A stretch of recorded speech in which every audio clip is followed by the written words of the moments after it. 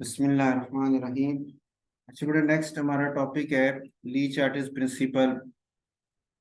ये आपके सिलेबस में शामिल है। ये सिलेबस और पिछला टॉपिक भी हमारा था वहीं से जो टाइप्स ऑफ इक्विलिब्रियम कांस्टेंट था ना, तो वहाँ से असल में आपका सिलेबस जो है वो स्टार्ट हो रहा था। तो लास्ट लेक्चर भी हमारा सिलेबस के हवाले से था। इससे आगे जितने भी टॉपिक्स हैं ये सारे हमारे सिलेबस के हवाले से ही चलेंगे। तो इसमें डी चार्टिस प्रिंसिपल जो है, जैसे इसने लिखा है, effect of changing conditions of system at equilibrium, कि हमारे पास कोई सिस्टम इक्विलिब्रियम पे पहुंचा पड़ा हो, उस वक्त हम कोई कंडीशन चेंज करते हैं, जैसे कंसंट्रेशन रिएक्टेंट की या प्रोडक्ट की बदल देते हैं, या प्रेशर बदल देते हैं, या टेम्परेचर बदल देते हैं, या वॉल्यूम चेंज कर देते हैं। ठीक है। या आपको कैटलिस्ट ऐड कर देते हैं उसके अंदर। ठीक है। तो उससे क्या फर्क पड़ता है उसकी इक्विलिब्रियम पोजीशन के ऊपर, इस चीज को डील करने के लिए ये प्रिंसिपल जो है, ली चार्टिस प्रिंसिपल, हमारे सामने है। इस प्रिंसिपल के मुताबिक डेफिनेशन भी हम यही करते हैं कि if a system in equilibrium, ये सिस्टम आपका इक्विलिब्रियम में है, is subjected to a change in one or more variable such as pressure, volume, temperature and or concentration, then the equilibrium shifts in such a way to nullify the effect of the change, कि आपके वो फिर system इस तरह move करता है कि वो उस आपने जो चेंज लेके आए हैं, टेम्परेचर कुछ बदला है, या वॉल्यूम को, या टेम्परेचर को, या कंसंट्रेशन को, तो उस चेंज को वो नलीफाई करने की कोशिश करता है, माइनस करने की कोशिश करता है, बैलेंस करने की कोशिश करता है, ताकि सिस्टम को दोबारा इक्विलिब्रियम पे ले आए। तो इस प्रिंसिपल को हम नाम देते हैं डी चार्टिस प्रिंसिपल का। इसमें पहला फैक्टर हम डिस्कस करते हैं, effect of change of concentration on equilibrium. Equilibrium पे कंसंट्रेशन को चेंज करने का क्या इफेक्ट होगा, ये इसने समराइज करके लिखा है कि अगर आप रेक्टेंट्स की कंसंट्रेशन को बढ़ा देंगे, तो रेक्टेंट जो पहले तो दोनों बराबर हैं, इक्विलिब्रियम पे हैं, जब आप रेक्टेंट ज्यादा कर देंगे तो वो फिर प्रोडक्ट की तरफ मूव करेंगे, ताकि खुद वो थोड़े कम हो जाएं, प्रोडक्ट की कंसंट्रेशन को थोड़ा बढ़ा रहे और दोबारा आपस में बैलेंस हो जाएं, आमने सामने आ जाएं। तो यही इसलिए कह रहा है कि रेक्टेंट की कंसंट्रेशन अगर आप बढ़ाएंगे तो आपकी इक्विलिब्रियम फॉरवर्ड डायरेक्शन में चली जाएगी। इसी तरह अगर प्रोडक्ट की कंसंट्रेशन आप बढ़ाएंगे, जैसे सी और डी को आप ज्यादा कर देते हैं, तो फिर सी डी वापस ए बी की तरफ जाएंगे, कि खुद उनकी अमाउंट थोड़ी कम हो जाए, ए बी की अमाउंट थोड़ी ज्यादा हो जाए, और दोनों फिर आपस में आमने सामने होके बैलेंस हो जाए। तो वो प्रोडक्ट में अगर आप किसी की कंसंट्रेशन बढ़ाएंगे तो डायरेक्शन आपका बैकवर्ड डायरेक्शन में मूव करता है। ठीक हो गई। दूसरा है effect of change of temperature on equilibrium. अच्छा, टेम्परेचर के हवाले से ना दो पॉइंट आपके जहन में जरूर आपने रखने हैं। कि एक तो ये कि एक रूल हम पढ़ते हैं कि सर किसी भी रिएक्शन का जब टेम्परेचर बढ़ाया जाता है तो मालिक्यूल्स की काइनेटिक एनर्जी ज्यादा हो जाती है, एक्टिवेशन एनर्जी उनको हासिल करना आसान हो जाता है, जिसकी वजह से रिएक्टेंट्स प्रोडक्ट में जल्दी जाना शुरू हो जाते हैं। रेट ऑफ रिएक्शन हम पढ़ते हैं ना, कि टेम्परेचर बढ़ाने से रेट ऑफ रिएक्शन बढ़ जाता है। उसमें कोई हम एक्सो या एंडो की बात नहीं करते, बस एक जनरल बात करते हैं कि टेम्परेचर बढ़ाने से रेट ऑफ रिएक्शन इंक्रीज कर जाएगा। ये बात ओके होगी। लेकिन अब यहाँ पे एक पॉइंट, जो रिवर्सिबल रिएक्शंस होते हैं वो एक्सो भी होते हैं और एंडो भी होते हैं, दोनों तरफ पे चल रहे होते हैं। अब जाहिर बात है एक्सो का बिहेवियर और है, एंडो का बिहेवियर और है। कैसे? कि जो एक्सोथर्मिक रिएक्शन है, जिनमें हीट निकल रही है, तो उनको तो हीट नहीं चाहिए इतनी। ठीक होगा। तो आप कहेंगे सर उनको तो फिर हीट में टेम्परेचर ना दूं तो वो ज्यादा प्रोडक्ट की साइड पे जाएंगे और ज्यादा हीट जो है वो इवॉल्व करेंगे। और जो जिनको हीट चाहिए, एंडोथर्मिक है, उनको जब आप टेम्परेचर देंगे तो आप कहेंगे सर जितना मैं ज्यादा दूंगा, हीट चूंकि उनको रिक्वायर है, तो वो और ज्यादा रिएक्टेंट से प्रोडक्ट की तरफ जाना शुरू हो जाएंगे। ठीक हो गया। तो ये बात तो तय हो गई जो इसने नीचे लिखी है, कि टेम्परेचर का बढ़ाना एंडोथर्मिक को फेवर करता है और टेम्परेचर का कम करना एक्सोथर्मिक को फेवर करता है। ठीक हो गया। ये बात तो ओके हो गई।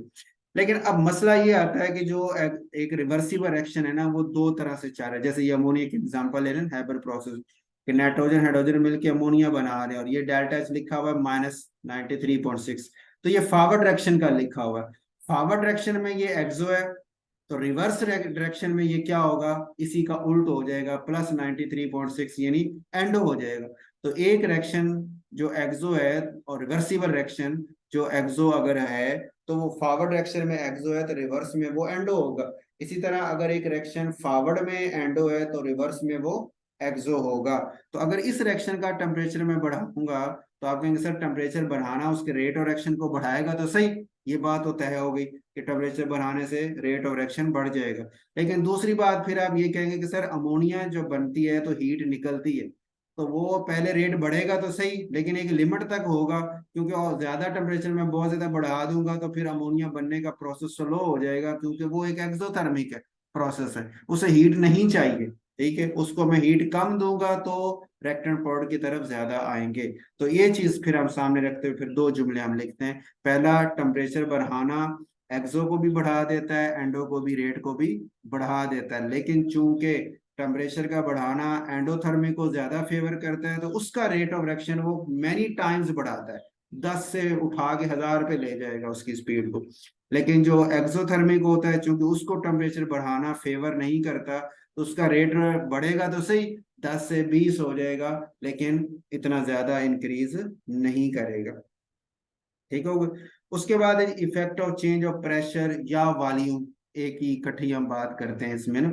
अच्छा, इसमें फिर हम कहते हैं दो पॉइंट्स हैं। एक तो ये है कि आपके रिएक्शंस ऐसे हो जिसमें सॉलिड्स इन्वॉल्व हो, सॉलिड या लिक्विड इन्वॉल्व हो, तो वहां पे चूंकि वॉल्यूम इतना चेंज नहीं हो रहा होता, इस वजह से प्रेशर के चेंज करने से ऐसे रिएक्शंस के ऊपर की इक्विलिब्रियम पे कोई असर नहीं होने वाला। ठीक हो गए। ऐसे रिएक्शन जिनमें रिएक्टेंट या प्रोडक्ट में से सॉलिड या लिक्विड इन्वॉल्व हो तो उनके ऊपर प्रेशर का चेंज करना या वॉल्यूम को बदलना कोई इफेक्ट नहीं रखता। हाँ, वो रिएक्शंस जिनमें गैसेस इन्वॉल्व हों लेकिन इस तरह हो कि नंबर ऑफ मोल रेक्टेंट के और प्रोडक्ट के दोनों के बराबर हो, यानी इक्विलिब्रियम हासिल करने से पहले या बाद, मतलब ये रेक्टेंट और प्रोडक्ट दोनों के मोल्स को आप देख लेंगे। अगर दोनों के नंबर ऑफ मोल्स बराबर हो, गैसेस हैं लेकिन नंबर ऑफ मोल दोनों के बराबर हैं, तो फिर भी आपका प्रेशर का चेंज करना उस रिएक्शन की इक्विलिब्रियम को इफेक्ट नहीं करेगा। ठीक हो गया, ये तो जनरल पॉइंट हो गया कि आपके प्रेशर का चेंज करना गैसेस को प्रोमिनेंटली इफेक्ट करता है, और गैसियस रिएक्शन भी वो जिसमें रिएक्टेंट और प्रोडक्ट के मोल बराबर ना हो उनको इफेक्ट करेगा, दूसरों को ये इफेक्ट नहीं करता। जैसे एग्जांपल इसने दी है H2I2 की या N2O2 की, तो रिएक्टेंट के मोल भी दो, प्रोडक्ट के भी दो, तो इस पे प्रेशर का चेंज करना कोई असर नहीं रखेगा।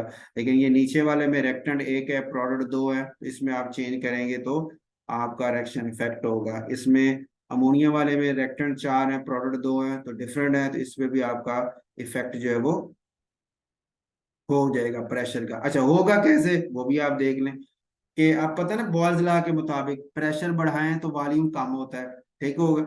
अब इस रिएक्शन पे जब मैं प्रेशर को बढ़ाऊंगा तो इस रिएक्शन ने उस तरफ जाना है जिस तरफ वॉल्यूम कम है। अब वॉल्यूम किसके बराबर होता है वो हमें पता है, नंबर ऑफ मोल वॉल्यूम के डायरेक्टली प्रोपोर्शनल है। जिधर मोल ज्यादा होंगे उधर वॉल्यूम भी ज्यादा होगा।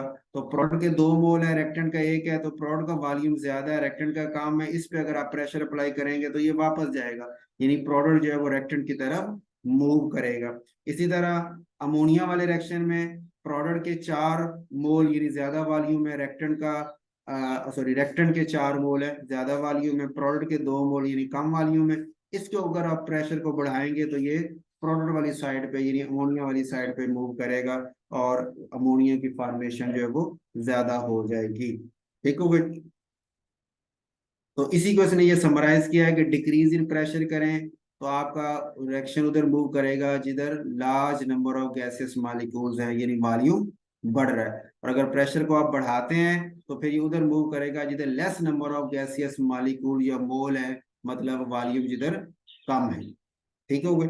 और चौथा है effect of catalyst on equilibrium, कि कैटलिस्ट का क्या इफेक्ट होता है। तो पिछले हमने इसी चैप्टर के शुरू वाले लेक्चर में यही बात की थी कि जी कैटलिस्ट सिर्फ रेट ऑफ रिएक्शन को चेंज कर रहा है, यानी उसकी जो एक एक्टिवेशन एनर्जी उसको वो नीचे ले आता है और डिफरेंस को कम कर देता है।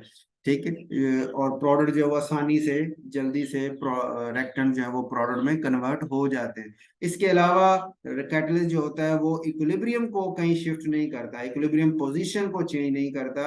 कि कैटलिस्ट के बगैर जितनी अमाउंट प्रोडक्ट की बननी थी इक्विलिब्रियम पे पहुंचने के बाद, कैटलिस्ट की मौजूदगी में भी इक्विलिब्रियम पे पहुंचने के बाद उतनी ही प्रोडक्ट की अमाउंट बनती है, कोई फर्क नहीं पड़ता। हाँ, फर्क ये पड़ा कि भाई पहले कैटलिस्ट के बगैर आपको इक्विलिब्रियम हासिल हुई थी 4 घंटों में, अब कैटलिस्ट की मौजूदगी में आपको इक्विलिब्रियम हासिल हो गई आधे घंटे में, तो टाइम आपको यानी शॉर्ट लगा है इक्विलिब्रियम तक पहुंचने में। बस ये इसका काम है, बेनिफिट है कैटलिस्ट का।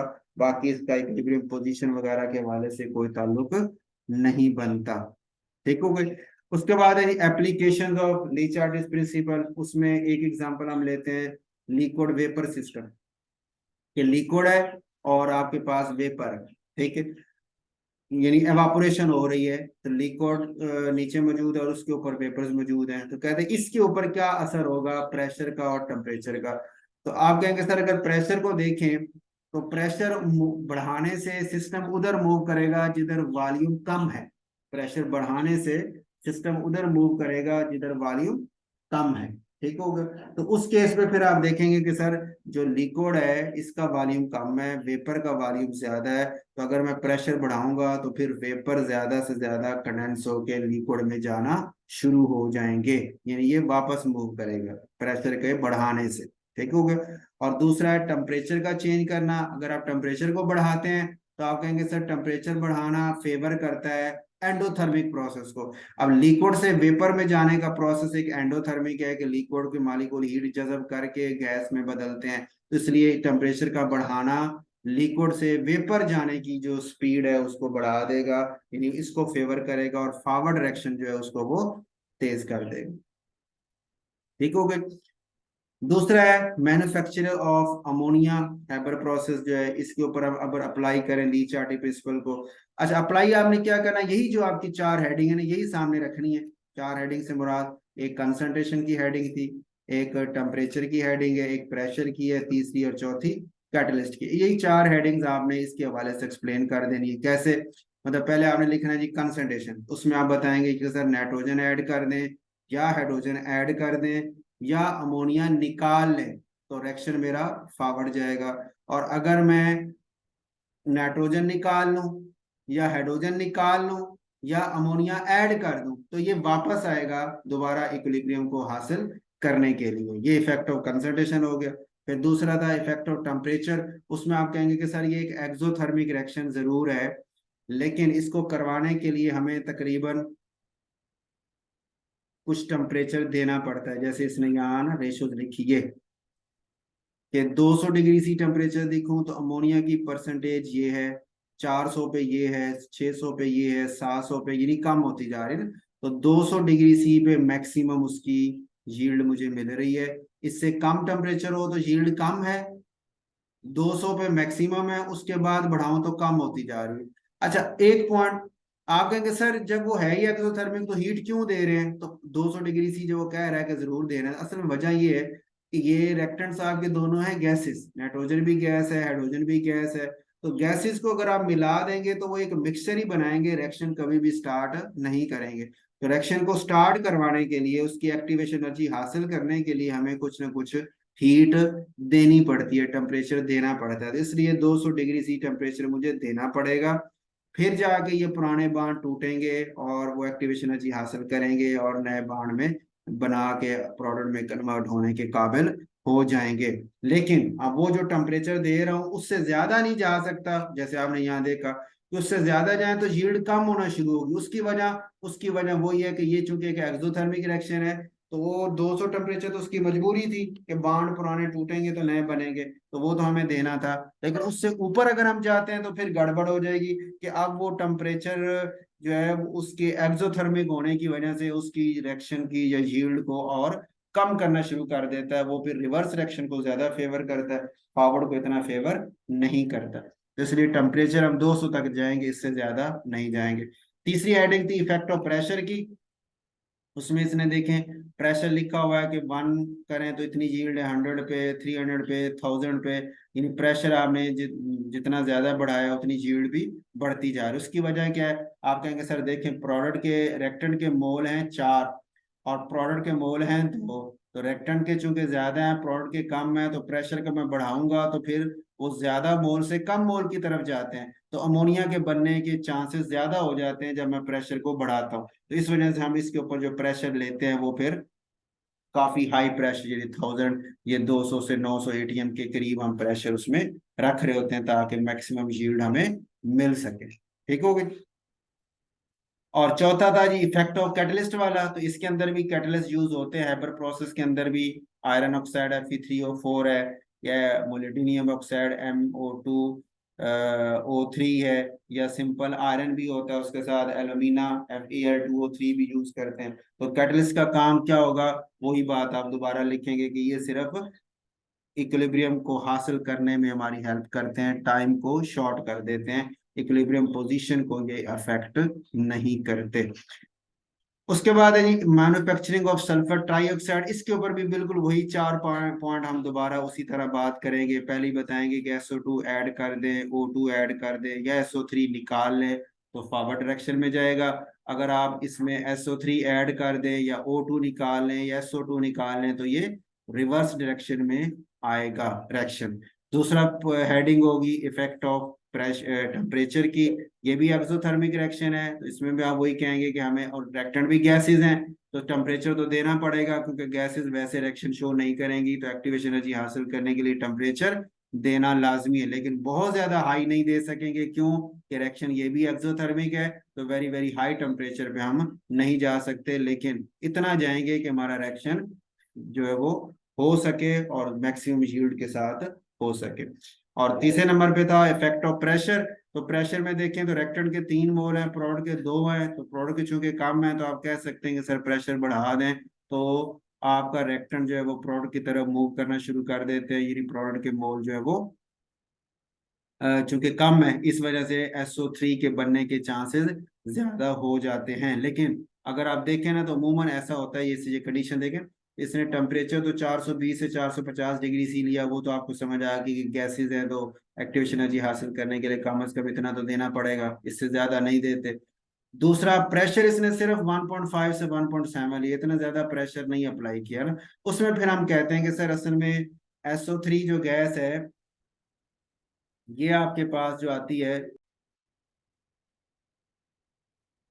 तो उसमें जो प्रेशर में तो हम इतना लो प्रेशर क्यों रखें, हालांकि हाई प्रेशर उसको फेवर तो करता है ना, तो लेकिन उसमें फिर हमारे पास एक पॉइंट ये आता है कि असल में ये जो SO3 गैस है और O2 भी गैस हमारे पास है ना, तो गैस O2 हमने एयर से ली होती है। अब एयर में वाटर वेपर्स वगैरह भी हो सकते हैं, वैसे तो हम उसको प्योरीफाई करके लाते हैं ताकि वाटर वेपर्स ना हो, क्योंकि SO3 का एक साइड रिएक्शन होता है, ये SO3 वाटर के साथ रिएक्शन करके H2SO4 बना लेती है, और ये रिएक्शन हाईली एक्सोथर्मिक है, बहुत ज्यादा इसमें हीट भी निकलती है। तो इस रिएक्शन से अवॉइड करने के लिए हम कोशिश करते हैं वाटर वेपर्स वहां ना हो, तो उसी के लिए फिर हम प्रेशर भी इतना ज्यादा नहीं देते, कम रखते हैं कि मालिक्यूल जरा दूर दूर रहे, ताकि आपस में वो अगर वाटर वेपर कोई हो भी जाए तो रिएक्शन के चांस कम से कम हो, और अगर एक आध का हो भी जाए तो कंट्रोलेबल एक्शन हो, ज्यादा एक्सोथर्मिक ना हो सके, तो इसलिए हम प्रेशर जो है वो इतना ज्यादा उसके ऊपर मेंटेन नहीं करते, वो कम ही रखते। ठीक हो गए। और लास्ट में था जी कैटलिस्ट वाली बात, तो इसमें भी कैटलिस्ट यूज होता है, जैसे यहाँ इसने मेंशन किया होगा वेनेडियम पेंटॉक्साइड यूज करते हैं या प्लाटिनम यूज कर लेते हैं। तो V2O5 का जो कैटलिस्ट है उसका मकसद भी यही है कि वो इसकी इक्विलिब्रियम हासिल करने की जो स्पीड है उसको तेज कर देता है, हमें आसानी से इक्विलिब्रियम तक पहुंचा देता है। V2O5 वैनेडियम पेंटॉक्साइड कैटलिस्ट के तौर पे इसमें इस्तेमाल होता है SO2 का SO3 में बदलने में। उसके बाद है जी formation of nitric oxide, Birkeland Eyde process है, नाइट्रिक एसिड की फॉर्मेशन के अंदर ये स्टेप इस्तेमाल होता है। तो इसमें क्या है जी N2 और O2 मिलके NO बना रहे हैं, ये एक एंडोथर्मिक प्रोसेस है, प्लस के साथ एंडोथर्मिक प्रोसेस है। अच्छा पहली बात आप बात करेंगे कंसंट्रेशन, तो आप कहेंगे सर N2 ऐड कर लें, O2 ऐड कर लें, या NO को निकाल लें तो फॉरवर्ड जाएगा, NO ऐड कर दें, O2 निकाल लें या N2 को निकाल लें तो ये रिएक्शन रिवर्स में आएगा। एक बात तो ये हो सकती है, ठीक हो गया। दूसरी बात, इफेक्ट ऑफ टेम्परेचर पे आएंगे तो आप कहेंगे सर ये तो एक एंडोथर्मिक प्रोसेस है, तो इसमें तो हमें हाई टेम्परेचर बहुत ज्यादा फेवर करेगा NO बनाने में ना।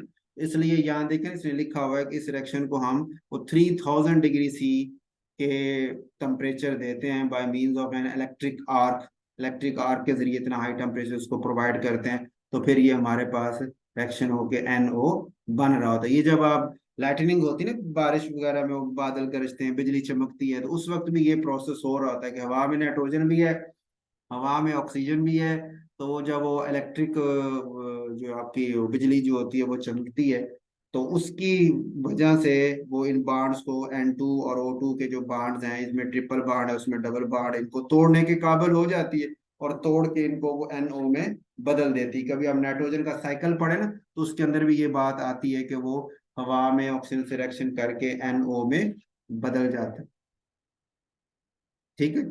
जब जब बिजली चमकती है तो उस वक्त ये 3000 वाला हाई टेम्परेचर की कंडीशन हासिल होती है। नॉर्मल कंडीशन में तो ये नहीं होती, इसलिए नॉर्मल कंडीशन में इन दोनों का आपस में रिएक्शन भी नहीं हो रहा होता, ठीक हो गई।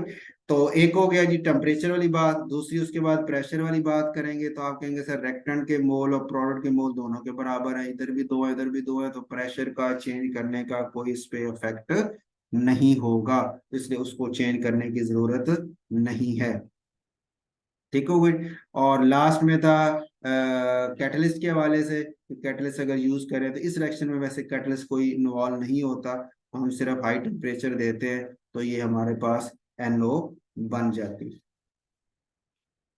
ठीक हो गई। पांचवा है जी effect of changing pressure on ice water system. Ice और वाटर का इक्विलिब्रियम आपके पास हो, तो दोनों को कंपेयर करें तो उसमें प्रेशर का क्या इफेक्ट पड़ेगा या टेम्परेचर जो कंडीशंस का। तो आप कहेंगे सर आइस और वाटर को अगर कंपेयर करें ना, जैसे ये में लिखा है आइस और लिक्विड है, तो आइस में पानी के हवाले से आपको पता है आइस का वॉल्यूम ज्यादा होता है, इसी वजह से वो पानी के ऊपर तैरती भी है, फ्लोट करती है, वॉल्यूम ज्यादा है, डेंसिटी कम है। और लिक्विड जो होता है इसकी वॉल्यूम कम होता है आइस के मुकाबले में, ठीक हो गया। अब जब आप इस पे प्रेशर अप्लाई करोगे तो आप कहेंगे सर प्रेशर अप्लाई करने का मतलब कि ये सिस्टम ज्यादा वॉल्यूम से कम वॉल्यूम की तरफ मूव करेगा। इसका मतलब आइस के ऊपर जब आप प्रेशर अप्लाई करेंगे तो वो ज्यादा से ज्यादा आइस मेल्ट होके लिक्विड फॉर्म में कन्वर्ट होती जाएगी। तो आइस पे प्रेशर बढ़ाने से उसकी मेल्टिंग तेज होगी, या दूसरे लफ्जों में ये कहूं कि आइस पे अगर आप प्रेशर बढ़ाएंगे तो उसका मेल्टिंग पॉइंट कम हो जाएगा, लो होता जाएगा। जितना प्रेशर ज्यादा करेंगे मेल्टिंग पॉइंट उतना कम होता जा रहा है, और वो आइस जल्दी मेल्ट होके लिक्विड फॉर्म में कन्वर्ट होती जा रही है, ठीक है। ये तो इफेक्ट ऑफ प्रेशर हो गया। अगर यहीं पे सवाल इफेक्ट ऑफ टेम्परेचर का करें तो आप लिख सकते हैं कि सर टेम्परेचर बढ़ाना, अगर बढ़ाता हूं मैं तो वो एक एंडोथर्मिक प्रोसेस को फेवर करता है, और एंडोथर्मिक यही है आइस से लिक्विड में जाना। तो टेम्परेचर को मैं बढ़ाऊंगा तो ज्यादा से ज्यादा आइस जो है वो लिक्विड में कन्वर्ट होती रहेगी, इस ये एंडोथर्मिक प्रोसेस होता है, ठीक हो गई। उसके बाद हमारे पास है जी effect of changing pressure on the solubility of a gas in a liquid. एक लिक्विड जो है उसमें गैस की सॉल्युबिलिटी जो है उसके ऊपर अगर आप प्रेशर को चेंज करते हैं तो क्या इफेक्ट होता है, गैस की सॉल्युबिलिटी बढ़ जाती है या कम हो जाती है। अच्छा इसको ना आपके सिलेबस में भी ये पॉइंट मेंशन है हेनरीज लॉ के नाम से ना, इसको हम हेनरीज लॉ का नाम देते हैं, ये वाला पॉइंट जो आपका ये जो यही प्रोसेस है। हेनरी लॉ क्या कहता है कि जब आप गैसेस के ऊपर प्रेशर को बढ़ाओगे तो उनकी सॉल्युबिलिटी बढ़ जाती है। वजह कि ये रिएक्टेंट का वॉल्यूम ज्यादा होगा ना, गैस ज्यादा वॉल्यूम घेरती है, लिक्विड तो जो है ही है ना गैस, उसके अलग है तो ज्यादा वॉल्यूम ले रही है। लेकिन जब ये सोल्यूशन बना लेगी तो वॉल्यूम डिक्रीज कर जाएगा, इधर वॉल्यूम कम है और इधर वॉल्यूम ज्यादा है। तो जब आप प्रेशर बढ़ाओगे तो ज्यादा वॉल्यूम से कम वॉल्यूम की तरफ आप मूव करेंगे, यानी प्रेशर का बढ़ाना गैस की सॉल्युबिलिटी को बढ़ा देता है, गैस ज्यादा से ज्यादा हल होना शुरू हो जाती है उसके अंदर। जैसे आप ये कोक वगैरह की बोतलें जो लेते हैं तो उसके अंदर भी ऐसा ही होता है, CO2 को हाई प्रेशर के साथ उसके अंदर डिजोल्व किया हुआ होता है। तो जैसे आप ओपन करते हैं तो वो बड़ी तेजी से बाहर निकल रही होती है ना, प्रेशर के साथ उसके अंदर डिजोल्व होने की वजह से। तो जैसे आप ढक्कन खोलते हैं तो बड़ी तेजी से बाहर आते हैं। इसी तरह जब उसी में आप नमक डाल दें, NaCl नमक डाल दें, तो फिर भी गैस बड़ी आसानी तेजी से बाहर निकलती है और बोतल भी को भी गिरा देती है। जो उसके अंदर लिक्विड है उसको भी बाहर गिरा देती है। उसकी वजह क्या है? यही वजह कि NaCl जो था वो साल्ट तो सॉल्युबिलिटी ज्यादा रखता है ना, तो वो जब गया तो जो CO2 गैस उसके अंदर प्रेशर से हल की हुई थी, तो वो अब वहां से उसको वो किक आउट करता है, निकाल देता है। तो वो जब बाहर प्रेशर के साथ आती है तो अपने साथ लिक्विड को भी लेती आती है। ठीक हो गई? तो ये हेनरीज लॉ के नाम से ये चीज जो है ना वो है। अगर शॉर्ट क्वेश्चन हो हेनरी लॉ क्या है और उसके ऊपर ली चार्ट्री प्रिंसिपल कैसे अप्लाई होता है, तो उसमें आप ये वाला पॉइंट जो है वो बात कर सकते हैं कि जनाब हेनरीज लॉ ये है कि गैसेस पे प्रेशर बढ़ाने से उनकी लिक्विड में सॉल्युबिलिटी ज्यादा हो जाती है, और वजह यही है कि प्रेशर बढ़ाने से वो ज्यादा वॉल्यूम से कम वॉल्यूम की तरफ चले जाते हैं। ये ली चार्ट्री प्रिंसिपल के मुताबिक यही बात बनती है। ठीक हो गई?